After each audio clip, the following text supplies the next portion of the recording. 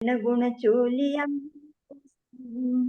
मलिनगुणचूलियं मोक्षम् हरंत भाष्यत्तम गणहर देवे गंतियम सम्मम प्रणमामि भक्ति जुतो सुदनान महो वही शीर्षा।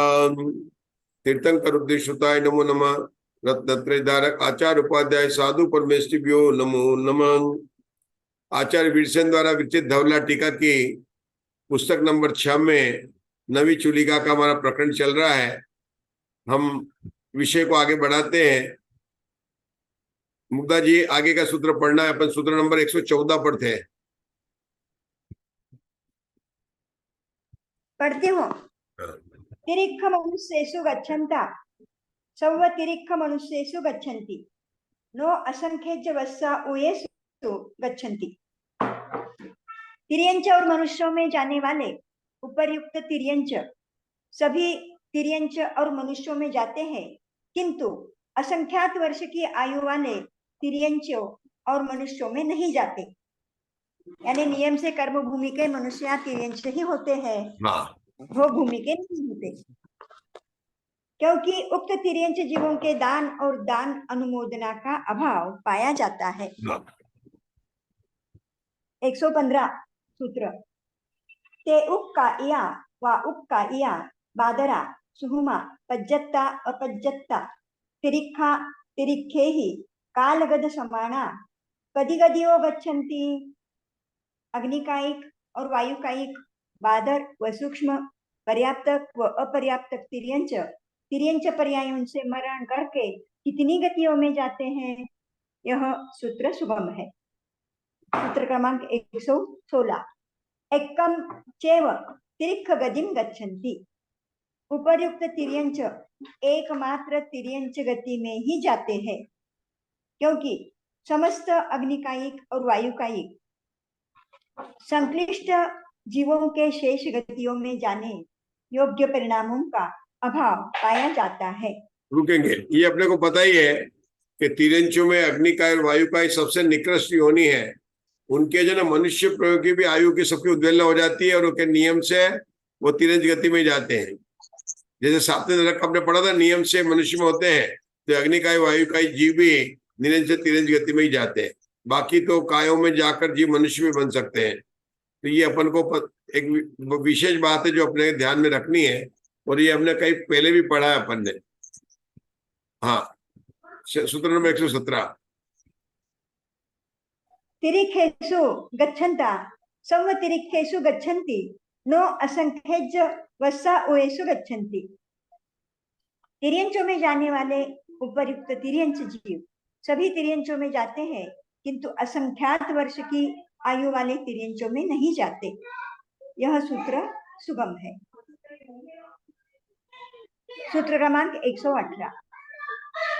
तिरिक्ख शासन समाइठी संख्यज वत्सा हुआ तिरिक्खा तिरिक्खे ही कालगद समाना कदिगदियो गच्छन्ति।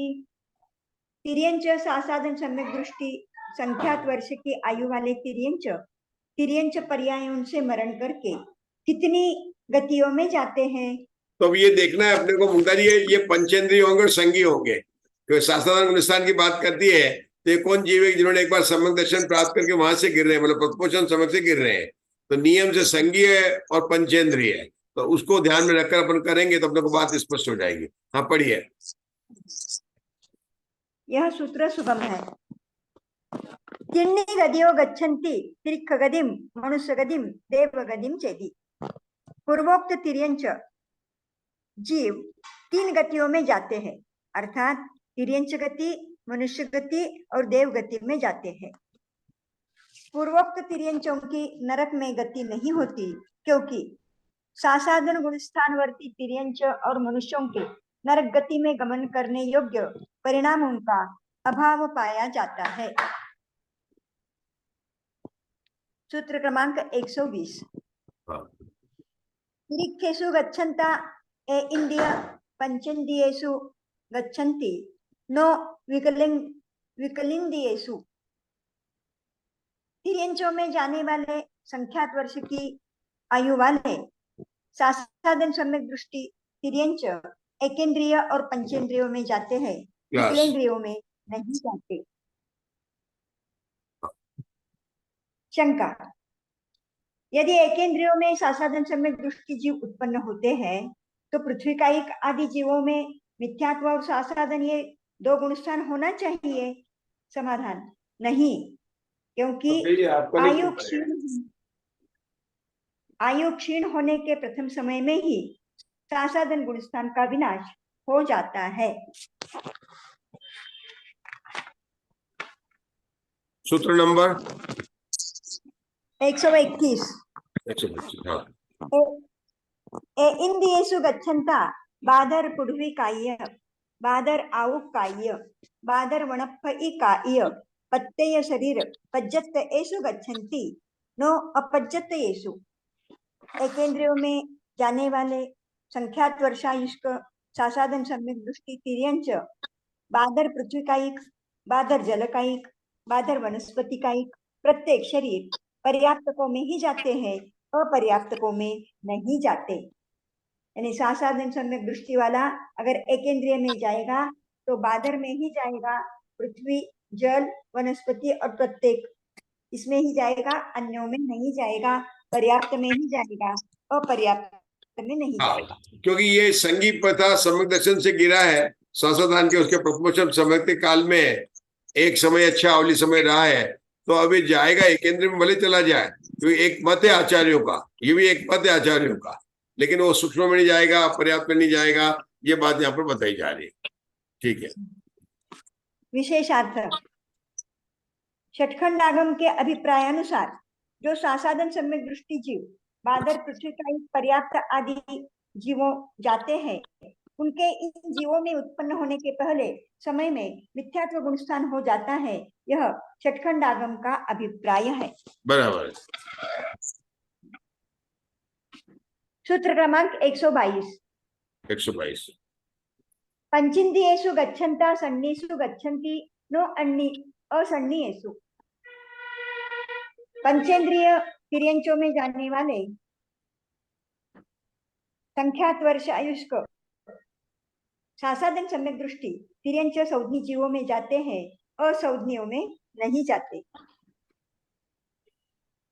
सन्निषु गच्छन्ता गभ्भोवकन्तियेषु गच्छन्ति, नो समुच्छिमेषु। संज्ञी पंचेंद्रिय तिर्यंचों में जाने वाले पूर्वोक्त तिर्यंच गर्भोपक्रांतिकों में जाते हैं, सम्मूर्छिनों में नहीं जाते। सूत्र क्रमांक 124। गभ्भोवकन्तियेषु गच्छन्ता पज्जत्येषु गच्छन्ति, नो अपज्जत्येषु। गर्भोपक्रांतिक संज्ञी पंचेंद्रिय तिर्यंचों में जाने वाले उक्त तिर्यंच पर्याप्तकों में जाते हैं, अपर्याप्तकों में नहीं।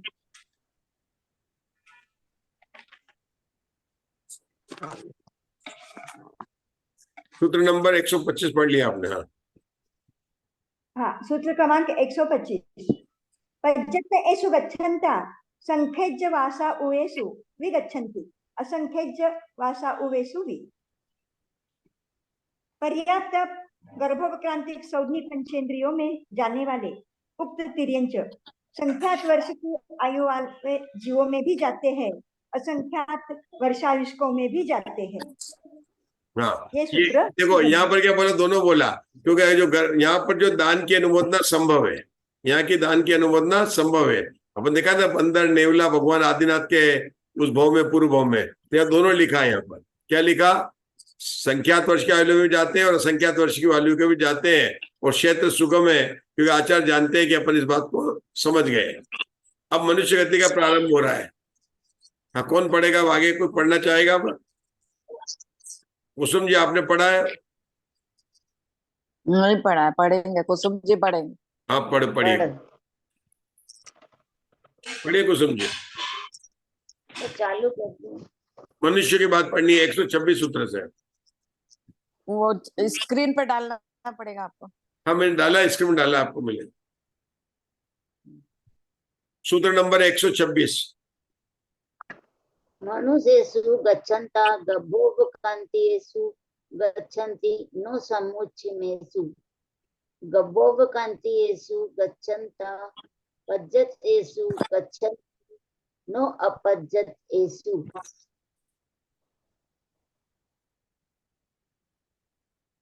मनुष्यों में जाने वाले संख्यात वर्षायुष साधन सम्यक दृष्टि तिर्यंच गर्भोपक्रांतिक मनुष्यों में ही जाते हैं, समूर्तियों में नहीं।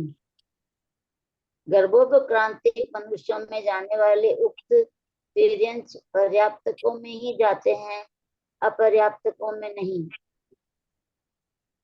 पर्याप्तक गर्भोपक्रांतिक मनुष्यों में जाने वाले उक्त तिर्यंच संख्यात वर्ष की आयु वाले मनुष्यों में भी जाते हैं और असंख्यात वर्ष की आयु वाले मनुष्यों में भी जाते हैं। हाँ, ये सूत्र सुगम। ये बात आप देखा, बस बाकी तो वही है कि कब होते हैं, गर्भज वाले समुच्चय में नहीं होते हैं, पर्याप्त में होते हैं। और पर्याप्त में यहाँ पर मनुष्य तिरंजु में क्या ले रहे हैं, संख्यात वर्ष की आयु में भी जाते हैं और संख्यात वर्ष की भी आयु जाते हैं। उसका कारण है कि दान की अनुमोदना का संभव है, जो ये बात उन्होंने अपने को विशेषता दिखलाई है। अब यहाँ से आपको देवगति का प्रारंभ होता है, पढ़िए 129।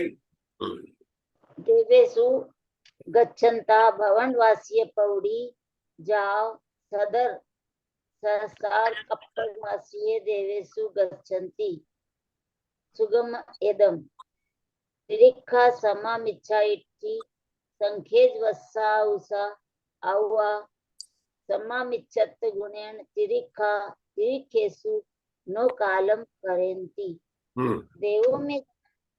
देवों में जाने वाले संख्यात वर्षायुष साधन सम्यक दृष्टि तिर्यंच भवनवासी देवों से लगाकर सतार सहस्रार तक के कल्पवासी देवों में जाते हैं।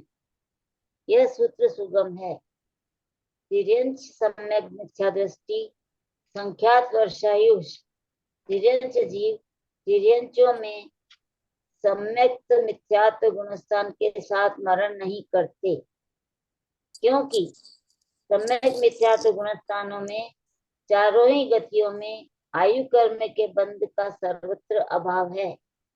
इस कथन से सप्तम पृथ्वी संबंधी असंयत सम्यक दृष्टि और साधन सम्यक दृष्टि जीवों से व्यभिचार भी उत्पन्न नहीं होता, क्योंकि सातवीं पृथ्वी में भी उक्त गुणस्थानवर्ती जीवों के आयु कर्म के बंध का अभाव है।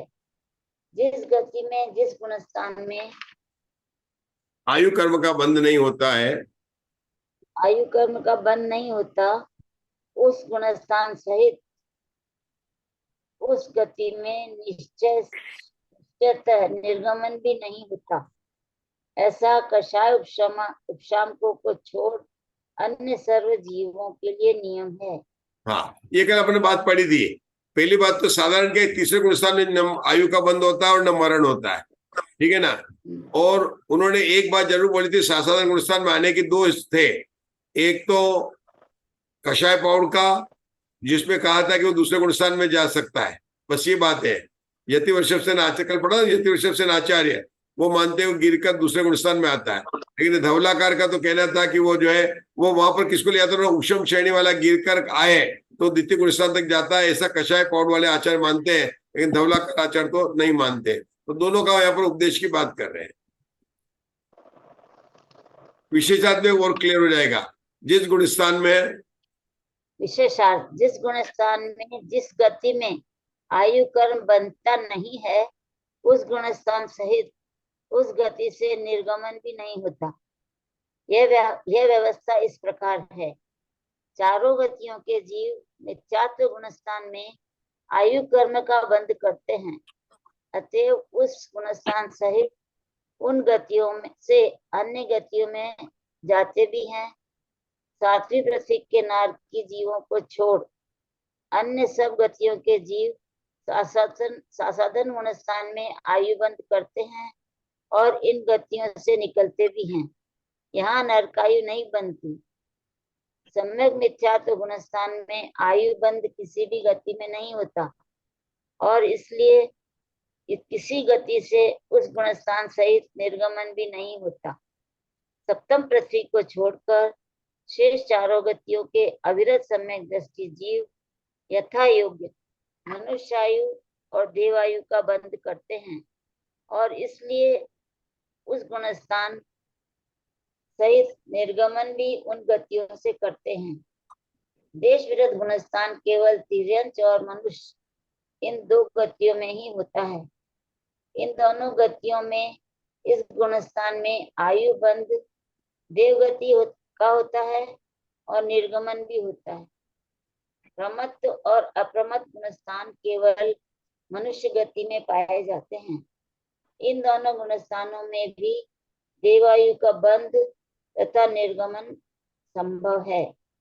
अप्रमत्त गुणस्थान में आयु बंध का विच्छेद हो जाता है, अर्थात अपूर्वकरण आदि 7 गुणस्थानों में आयु बंध नहीं होता, पर उपशम श्रेणी के चारों गुणस्थानों में चढ़ते हुए उतरते हुए किसी भी गुणस्थान में मरण संभव है तथा अयोगी गुणस्थान से केवलियों का संसार से निर्गमन होता है। इस प्रकार उपशम श्रेणी व अयोगी गुणस्थान में तो जिस गुणस्थान में आयु बंध नहीं होता उसमें भी निर्गमन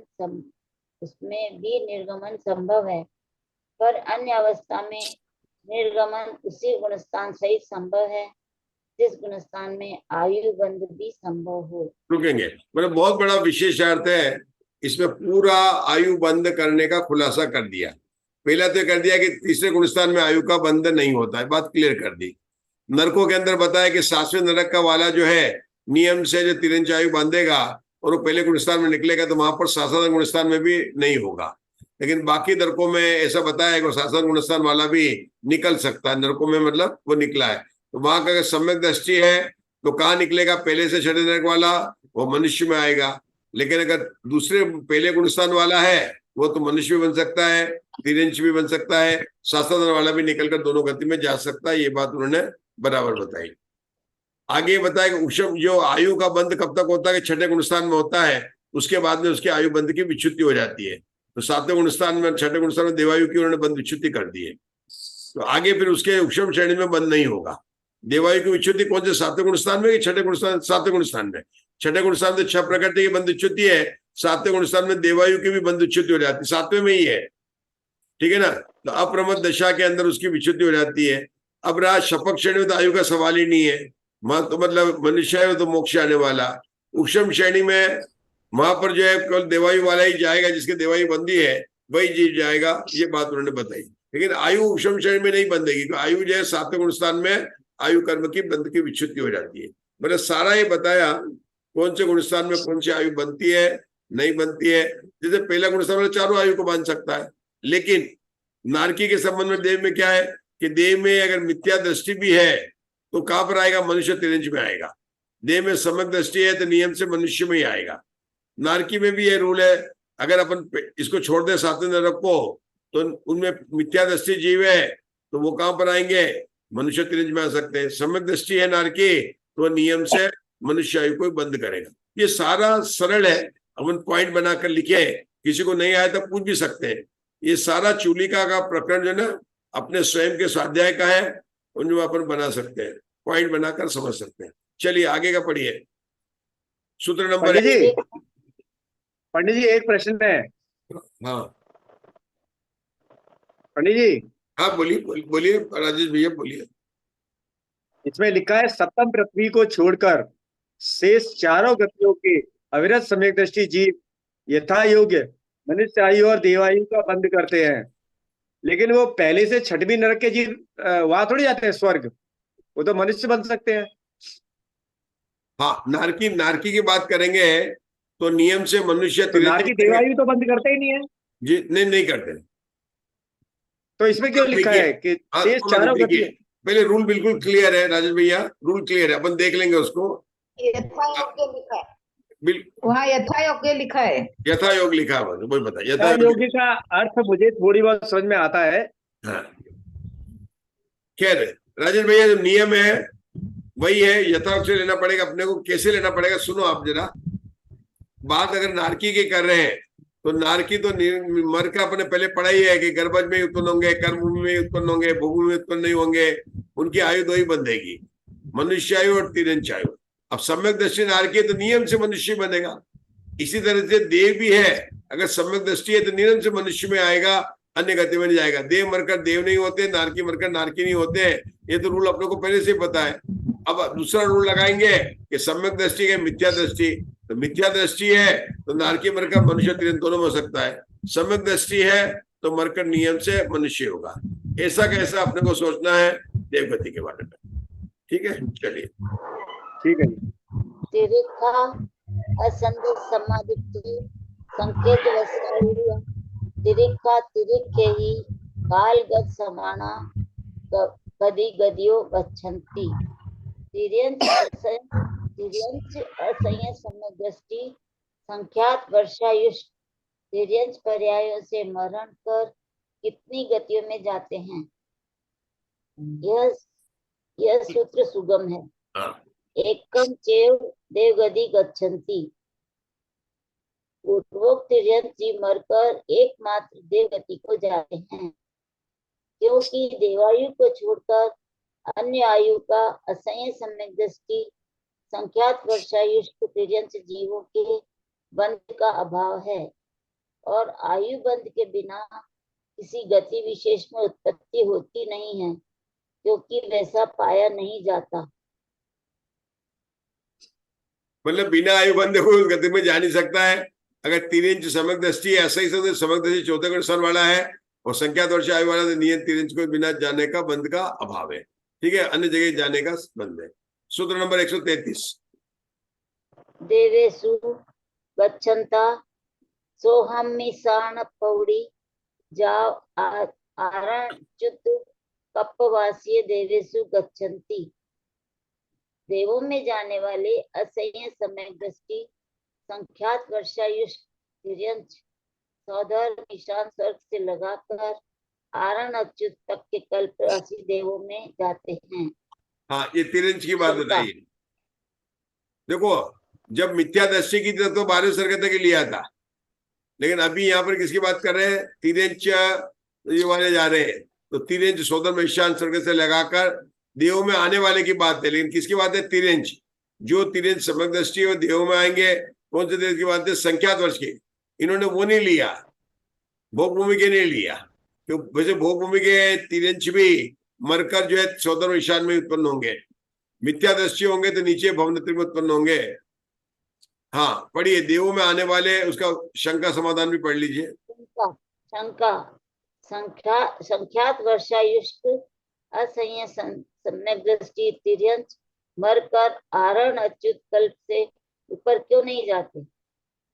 समाधान, नहीं, क्योंकि तिर्यंच सम्यक दृष्टि जीवों में संयम का अभाव पाया जाता है। क्या मतलब हुआ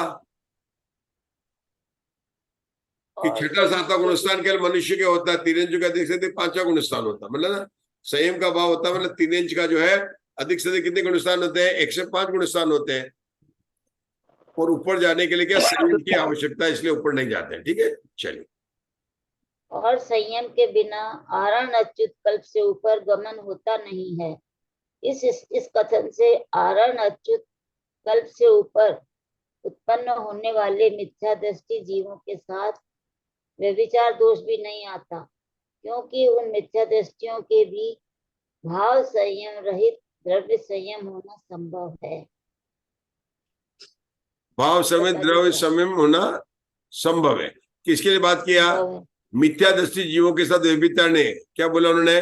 संयम के बिना आरण चित्र पर गमन नहीं होता। एक बात, इस कथन से आरण चित्र कल्प से ऊपर उत्पन्न होने वाले मिथ्या दृष्टि जीवों के साथ व्यवहार दोष होता कि उन मिथ्या दृष्टियों के भी भाव संयम रहित द्रव्य संयम होना संभव है। ठीक है ना? भाव संयम रहित द्रव्य संयम होना संभव है। क्या मतलब हुआ? समझे कुसुम जी? मतलब पहले गुणस्थान वाले जीव जो है, अगर मनुष्य में है, द्रव्यलिंगी मुनि, हाँ, तो द्रव्यलिंगी मुनि की बात कर रहे हैं। बिल्कुल, द्रव्यलिंगी मुनि की बात कर रहे हैं। ठीक है ना? चलो,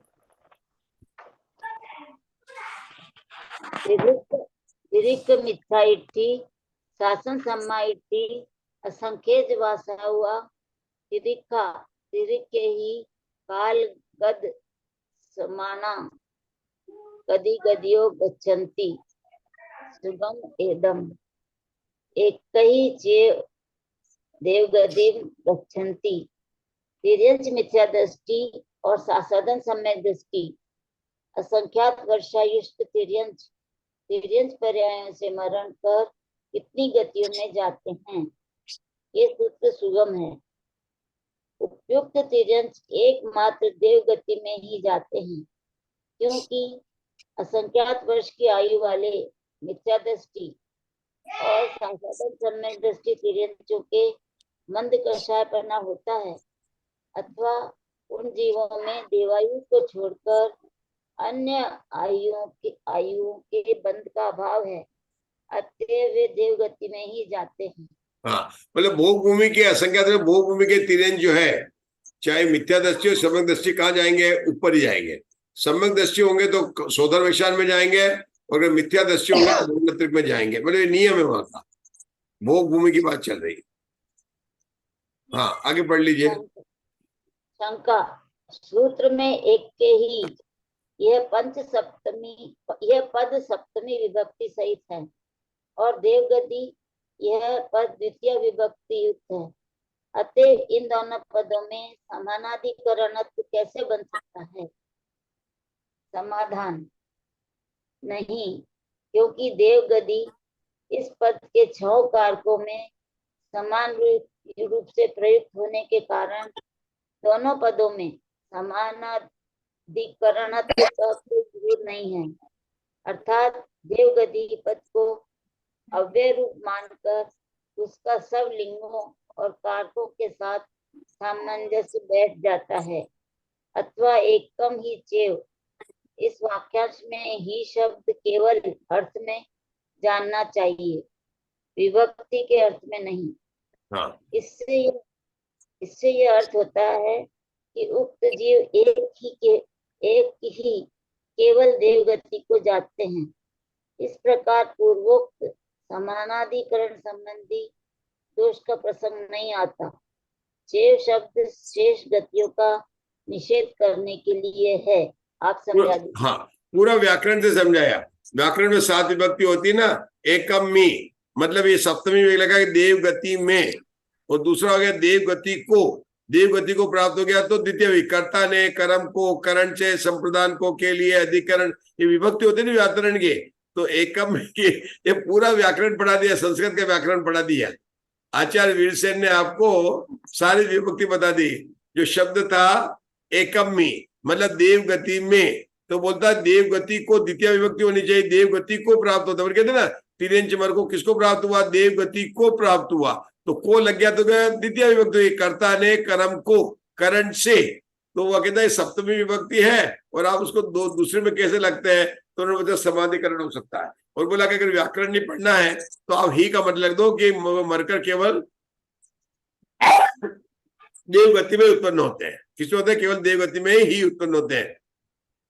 अब व्याकरण की बहुत सरल बात है, लेकिन नहीं भी समझ में आए तो आप लोगों को ये तो पता ही है कि मतलब जो है देव, ये भोग भूमि से जीव जो है देवगति में ही जाते हैं। इतनी बात हो गई, क्लियर हुआ कि और बताऊं? मतलब एक शब्द को लेकर पूरा प्रश्न बनाया। शब्दता एकम्मी, देवगति में, डिब्बे में शक्कर है, तो मैं कौन सी हो गई, सप्तमी विभक्ति हो गई। देवगति में गया तो देवगति को डिब्बा के उसमें जाएगा। अपन कहते देवगति को प्राप्त होते हैं, मनुष्य गति को प्राप्त होते हैं, नरक गति को प्राप्त होते हैं। लेकिन ये भी बोल देते हैं नरक गति में चला गया, देवगति में चला गया, तो क्या जैसे कोई डिब्बा है उसमें शक्कर भर दी ऐसे भर दिया क्या उसको? वो नारकी भी है तो बिल में घूमता कि नहीं घूमता है, शक्कर डिब्बे में घूमती है क्या? तो उसने बोला देवगति को प्राप्त हुआ, नरक को प्राप्त से बोलना चाहिए। तो उन्होंने व्याकरण के रूप से बताया कि इस प्रकार से हो सकता है, अथवा ही का मतलब लेना केवल एक गति को ही प्राप्त होते हैं। आगे चलेंगे, सूत्र नंबर 136। देवेषु गच्छन्ता भवनवासी वानवेंतर ज्योतिषी देवेषु गच्छन्ति। देवों में जाने वाले पूर्वोक्त तिर्यंच भवनवासी वानव्यंतर और ज्योतिषी देवों में जाते हैं। हाँ। इसका कारण यह है कि असंख्यात वर्षायुष मिथ्या दृष्टि और साधन सम्यक दृष्टि तिर्यंचों के स्वधर्माधिक उपरिम देवों में गमन करने के योग्य परिणामों का अभाव है। मतलब ऊपर कल्पासी में नहीं पैदा हो सकते। चलिए अब आगे कौन पढ़ेंगे? राजेश भैया पढ़ लीजिए सूत्र नंबर 117 से 137 137। 137। हाँ जी। त्रिका सम्मा मिच्छा इति असंख्यज वासा हुआ सम्मा गुणेड़ तिरिक्खा तिरिक्खे रो कालम करेंती। त्रियंच समय मित्र दृष्टि असंख्यात वर्षा युक्त त्रियंच जीव त्रियंच पर्यायों से सम्यक मिथ्यात् गुण स्थान के साथ मरण नहीं कर सकते, क्योंकि उक्त जीवों के सम्यक मिथ्यात् गुण स्थान में आयु कर्म के बंध का अभाव है। हाँ, तीसरे गुणस्थान में आयु कर्म 138। बंधन नहीं होता है, वो रूल बताया उन्होंने। चारों गति कोई भी हो। चलिए सूत्र नंबर 138। त्रिक्खा असंजत सम्मा इति असंख्येच वासा हुआ त्रिक्का त्रिक्खे ही कालगत समाना गदियो गच्छन्ति। त्रियंच असम्यक सम्यक दृष्टि असंख्यात वर्षायुक्त त्रियंच जीव त्रियंच पर्यायों से मरण करके कितनी गतियों में जाते हैं। यह सूत्र सुगम है। एकम ही जीव देवगतिम गच्छन्ति। संख्यात वर्षायुक्त असंयत दृष्टि त्रियंच मरकर एकमात्र देवगति को ही जाते हैं। हाँ, किसकी बात चल रही है? ये चल रही है अब सम्यक दृष्टि की। तिरंज सम्यक दृष्टि है तो मरकर देव ही होंगे, ठीक है ना, उसकी बात चल रही है। आप लोगों को समझ में तो आ रहा है ना? बहुत सरल चीज चल रही है। मतलब एक ही बात रुल गई। आचार्य ने सूत्र जो है अलग अलग बनाए, एक प्रश्न का सूत्र बनाया, एक उत्तर का सूत्र बनाया, तो इसलिए अपने को सूत्र की संख्या बढ़ गई है, ठीक है ना। उत्तर तो वही है कि मरकर जो है कहा जाएंगे, ठीक है ना मुक्ता जी? आगे बढ़े। हाँ हाँ चलिए। हाँ हाँ हाँ, नहीं आए तो पूछ लेना।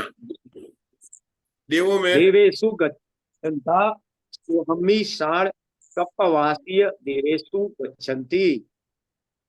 देवों में जाने वाले असंख्यात वर्षायुक्त असम्यक सम्यक दृष्टि त्रियंच सौधर्म ईशान कलवासी देवों में जाते हैं, क्योंकि उन जीवों में सौधर्म ईशान स्वर्ग से ऊपर अथवा नीचे उत्पन्न होने योग्य परिणामों का अभाव पाया जाता है। 141। हाँ, मनुषा मनुपज्जता मिच्छा इति संकेच बासा हुआ मड़ुआ मनुषा मनुषेयी कालगत समाणा कद गदियो गच्छन्ति।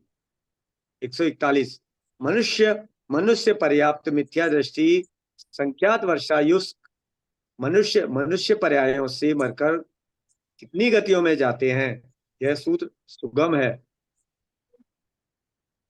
चत्तार गदियो गच्छन्ति यगई त्रिक गई मनुष्य गई देव गई चेदी। उपर्युक्त मनुष्य चारों गतियों में जाते हैं, नरक गति, त्रियंच गति, मनुष्य गति और देव गति। ये बिल्कुल हमारी बात सूत्र देखिए, मनुष्य मरकर चारों गति में जा सकता है। मतलब अपनी बात चल रही है, अपन पर्याप्त मनुष्य है, कर्मभूमि के, मरकर जहां जाना चाहे अपने चारों रास्ते खुले हुए हैं। तो आप तो लकी हो गए। नारकियों के लिए 2 ही है, देवगति के लिए अलग 2 ही है, लेकिन आप चारों गति में जा सकते हैं। अभी आपको निश्चित करना है कि आपको कहाँ जाना है। ममता जी, आपने निश्चित कर लिया? आपको चारों गति में जा सकते हैं। अपन पांचों गति में जा सकते हैं। हाँ, चारों में जा सकते हैं। चलिए अब आगे चलिए। 143, 144, 145 साथ पढ़ना है। 146 चारों सूत्र एक साथ है। ऋण एषु गच्छन्ता सब्बड़ रणेषु गच्छन्ति तिरिक्खेषु गच्छन्ता सब्ब तिरिक्खेषु गच्छन्ति मनुष्येषु गच्छन्ता सवस् मनुष्येषु गच्छन्ति देवेषु गच्छन्ता भवनवासीय पहुड़ी जाओ णव गेवज विमानवासीय देवेषु गच्छन्ति। सभी सूत्र सुगम है। बढ़िया। नरकों में जाने वाले उपर्युक्त मनुष्य सभी नरकों में जाते हैं। त्रियंचों में जाने वाले उपर्युक्त मनुष्य, ये मिथ्या दृष्टियों की बात चल रही थी। हाँ, त्रियंचों में जाने उपर्युक्त मनुष्य सभी त्रियंचों में जाते हैं। मनुष्यों में जाने वाले उपर्युक्त मनुष्य सभी मनुष्यों में जाते हैं।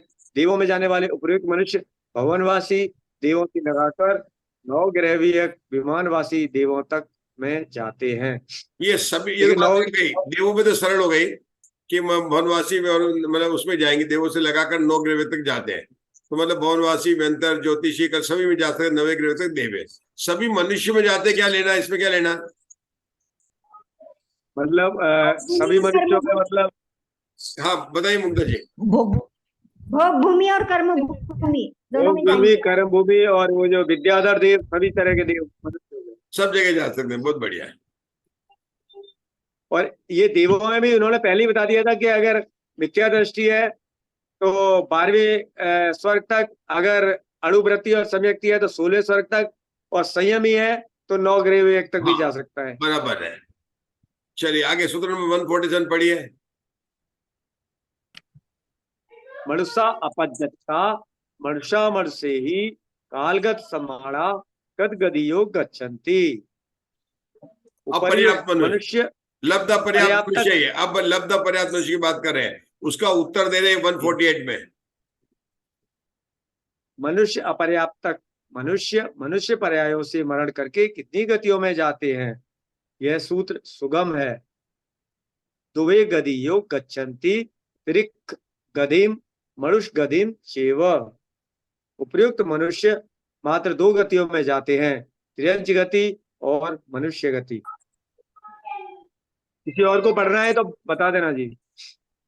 बस 150 करेंगे, लास्ट करेंगे। ठीक है, चलिए अभी अपन यहाँ रुकते हैं। यहाँ पर ये सब ये पढ़ लीजिए, इसका 1-2 लाइन 148 का, क्योंकि अपर्याप्त मनुष्य, तिर्यंच मनुष्य, 2 आने को छोड़कर अन्य आयु का बंध का अभाव है। यही रुकते हैं, कल आगे अपन इसके आगे बढ़ेंगे। समय अपना 1 मिनट रह गया है। हाँ बोलिए अशोका जी, जिनवाणी स्थिति। जावाणी के ज्ञान ते सूझे लोकालो, तो वाणी मस्तक नमो सदा दे दो। नमो रेंताणम नमो सिद्धाणम नमो आयरणम नमो उज्जाणम नमो लोहि सुबसावणम। नमो रेंताणम नमो सिद्धाणम नमो आयरणम नमो उज्जाणम नमो लोहि सुबसावणम। नमो रेंताणम नमो सिद्धाणम नमो आयरणम नमो उज्जाणम नमो लोहि सुबसावणम। नमो रेंताणम नमो सिद्धाणम नमो आयरणम नमो उज्जाणम नमो लोहि सुबसावणम। नमो रेंताणम नमो सिद्धाणम नमो आयरणम नमो उज्जाणम नमो लोहि सुबसावणम। नमो रेंताणम नमो सिद्धाणम नमो आयरणम नमो उज्जाणम नमो लोहि सुबसावणम। नमो रेंताणम नमो सिद्धाणम नमो आयरणम नमो उज्जाणम नमो लोहि सुबसावणम। नमो रेंताणम नमो सिद्धाणम नमो आयरणम नमो उज्जाणम नमो लोहि सुबसावणम। नमो रेंताणम नमो सिद्धाणम नमो आयरणम नमो उज्जाणम नमो लोहि सुबसावणम। बोलो जिनवाणी माता की जय। जय हो जय हो। अशोका जी सैटरडे संडे को देखते हैं, अपने को धवला पुस्तक 6 जो है 2-3 दिन के अंदर जो है अपने ये पूर्ण होनी चाहिए, तो सभी सूत्र बहुत